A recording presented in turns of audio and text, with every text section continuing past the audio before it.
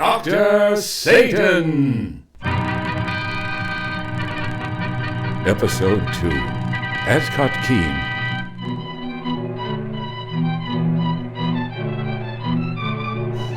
In a Park Avenue penthouse, two men were seated in a great room fitted out as a library. The room was lined with books in sections which were unobtrusively but precisely labeled as sections of shelving in public libraries are labeled. Science was one of the largest sections, crammed with books, was tagged. Another read mythology, a third occult.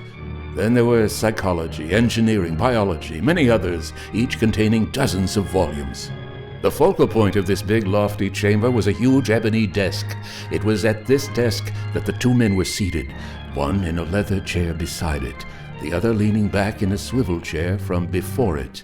The man in the visitor's chair was about 50, expensively dressed, a typical big businessman with the suggestion of a paunch that comes with success and a striving after more millions instead of physical fitness. But there was one thing about this businessman that was not typical. That was the expression on his face. Fear. The blind terror of an incoherent animal caught in a trap beyond its comprehension. His face was gray with fear. His lips were pallid and his hands were shaking with it. The sound of his ragged breathing was clearly audible in the almost cathedral-like hush of the great library. The man sitting proprietorially at the desk watched his visitor with almost clinical detachment, though sympathy showed in his deep-set eyes. A man to attract attention in any gathering on earth. This one, he was a big man, but supple and quick-moving. His eyes, deep under coal-black eyebrows, were light gray. They looked calm as ice, as if no emergency could disturb their steely depths. He had a high-bridged patrician nose, a long chin that was the embodiment of strength, and a firm, large mouth. His mouth moved, clipping out words with easy precision. "You say you got the note yesterday, Wolstead?" Thus casually he addressed Ballard W. Wolstead, one of the richest men in the city. "Yes," said the man in the visitor's chair. "Why did you come to me with it?" "Because," said Wolstead, raising a trembling hand in a repressed gesture of pleading, "I thought if anyone on earth could save me, it would be you. Oh, I know about you, though I realize that not a dozen people in the world are aware of the real life of Ascott Keane. These few know you as one of the greatest criminal investigators that ever lived, a man whose achievements have something almost of black magic in them. They know that you've raised a hobby of criminology into an art that passes beyond the reach of genius." Ascott Keane's calm, steady eyes stared steadily into the frantic depths of the other man's pale blue ones. "I am a dilettante," he murmured. "I inherited a fortune, and I loaf through life playing with first editions, polo ponies, and big game hunting." Yes, I know. That's the picture the world has of you, the picture you've deliberately painted. But I tell you, I know your capabilities. You've got to help me, Keane." Keane's long, strong hand went out. "Let me see the note." Wolstead fumbled in his pocket and drew out a folded sheet of paper. Handling it as though it were a deadly serpent, he handed it to Keane, who spread it out on the desk. "Ballard Wolstead," Keane read aloud. "You are hereby given a chance to purchase a continuation of your rather useless life. The price of this continuation is the round sum of $1 million. You may pay this in any way you please, even in checks, if you like. For if ever you attempt to trace the checks, you will die. And if you refuse payment, you will die even more quickly. You will disregard this as a note from a crank, of course, but by noon tomorrow you will know better. You see, I have given two other men, Arthur B. Ryan and Samuel Billingsley, a choice similar to yours, and I believe they are going to defy me. Read in the afternoon papers what happens to them, Wolstead. And believe me when I say that the same thing will happen to you if you do not meet my price. Directions will be given to you tomorrow noon as to where and how you are to pay the money. Your obedient servant, Dr. Satan." "Dr. Satan," he repeated. Into his steel-gray eyes came a hard, relentless glint. "Dr. Satan. You know him?" asked Wolstead eagerly. "I know of him. A little." "You read in the papers this afternoon of what happened to Ryan and Billingsley?" "Yes," whispered Wolstead. "My God, yes. And that's what will happen to me, Keane, if you won't help me." He shuddered, as though drenched with icy water. A tree growing out of a man's head, killing him. How can such things be done? That is something only Dr. Satan can answer. Did you get the instructions about where to pay the money this noon, as is promised in this letter? In answer, Walstead drew out another bit of notepaper. Walstead, Keane read. Leave the money either in $1,000 bills or in checks up to $20,000 apiece in the trash can at the corner of Broadway and 76th Street tonight at 9 o'clock. If checks, make them payable to Elias P. Hudge. Signed, Dr. Satan. Keane's eyes searched Walstead's again. Are you going to do it? I can't, exclaimed Walstead hysterically. I'm a wealthy man, but my affairs are in such a state that to take $1 million in cash from my business would bankrupt me. I can't. Keane's long, powerful fingers formed a reflective pent roof under his long, powerful chin. You're going to defy Dr. Satan, then? I must, cried Walstead. I have no choice.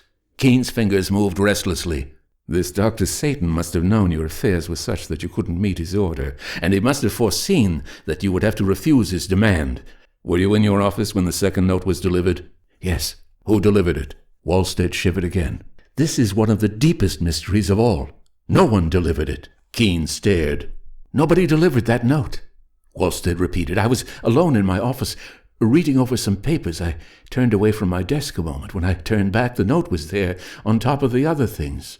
No one had come in. The window was closed and locked, yet the note was there. It was like witchcraft, Keane. Keane's fingers stilled for a moment, moved restlessly again. You may be speaking more truly than you know, Walstead. After you received the note, what did you do? I stayed in my office till 4:30. Then I went down to the building lobby and saw the afternoon papers, screaming headlines about the deaths of Ryan and Billingsley. After that, I came here as fast as my chauffeur could drive me. Did anything unusual happen to you on the way? Walstead shook his head.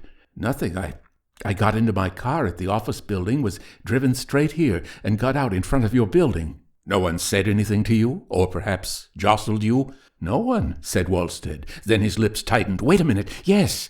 A man bumped into me just as I was coming into this building entrance. Keane's eyes narrowed till all that was apparent of them was two gray glints. Can you describe him? He said quickly. No, I didn't pay any attention to him at all after I saw he had no weapon in his hand and meant me no harm.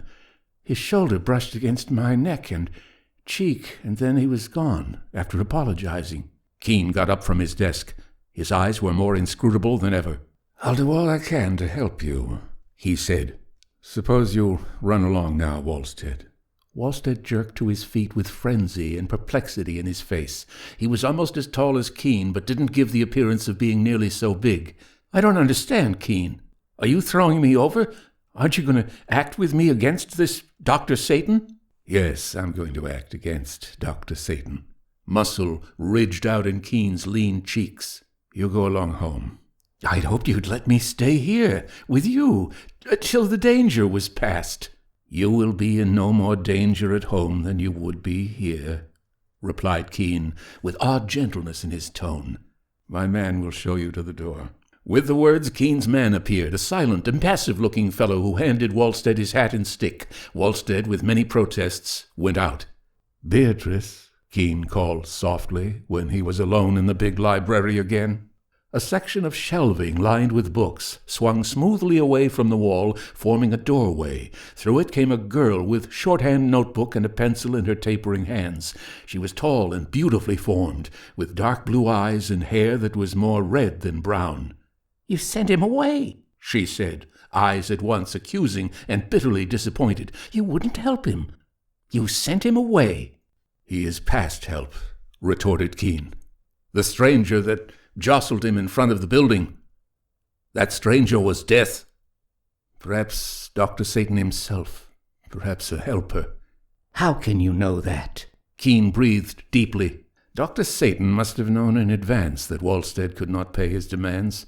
Hence he must have planned to use him from the start as a sacrifice, a third horrible example of what happens to wealthy men who defy him. The man who jostled him planted death's seeds in him. He will die within the hour, with one of those unearthly shrubs forcing its way up through his skull. Still, you sent him away. I did, Beatrice. Suppose he died here. The police, many questions, detention, and I don't want to be delayed. I have work to do now that makes any of my former tasks seem like unimportant games. Dr. Satan, with 3 rich men dead, no others will defy him. He'll loot the city, if I can't stop him. The girl, Beatrice Dale, Keane's companion as well as secretary, fingered the notebook in which was recorded the talk between him and Walstead. "Who is this Dr. Satan, Ascott?" she said. "I don't seem to remember that he has figured in any of your former work." "He hasn't. Dr. Satan is a new phenomenon. I've been expecting to hear from him ever since I heard the first whisper of his existence a month ago. Now, with these 3 weird, fantastic murders, he makes his bow. Who is he? Where does he hide? What does he look like? I don't know. Yet." He began pacing up and down before the big ebony desk. He chanced to be looking at the chair when it happened. The chair, also ebony, was pushed a few feet back from the desk. It was tilted back a little, with the felt pad slightly awry from the movement of his body as he had left it. It squatted there, a dark, inanimate thing one instant. At the next there was a soft poof of sound, and the chair leaped into blue incandescence. Lambent flame played over it, so hot that it blasted the faces of Keane and Beatrice 5 feet away. For perhaps 4 seconds the blue flame persisted. Then it died out as suddenly as it had appeared, and the chair was no longer there. In its place was a little heap of fine ash, smoldering on the carpet. Keane gazed slowly into Beatrice's horrified eyes.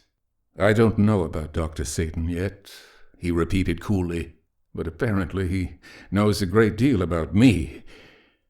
"Well, what is it, Rice?"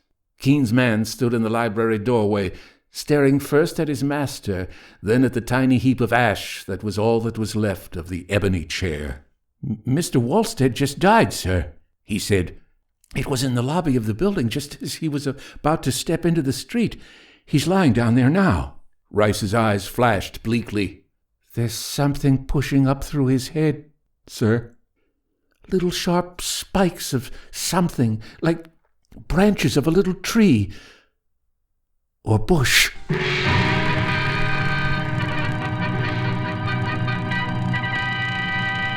That concludes tonight's exciting episode.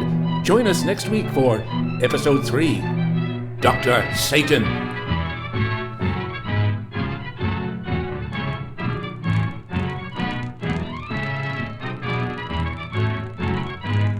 Copyright exists on all recordings issued by Edward E. French. Any unauthorized broadcasting, public performance, copying, or re-recording of these audiobooks in any manner whatsoever will constitute an infringement of such copyright. Editing, alteration, copying, or redistribution inconsistent with copyright laws is prohibited, whether by digital, electronic, or other means. Links may be used, provided that full and clear credit is given to Edward E. French with appropriate and specific direction to the original content. Direct inquiries regarding this recording to Edward E. French at email edwardfrench06@hotmail.com. Subscribe to the Fiction Fantastique channel, www.youtube.com/FrenchEdward06.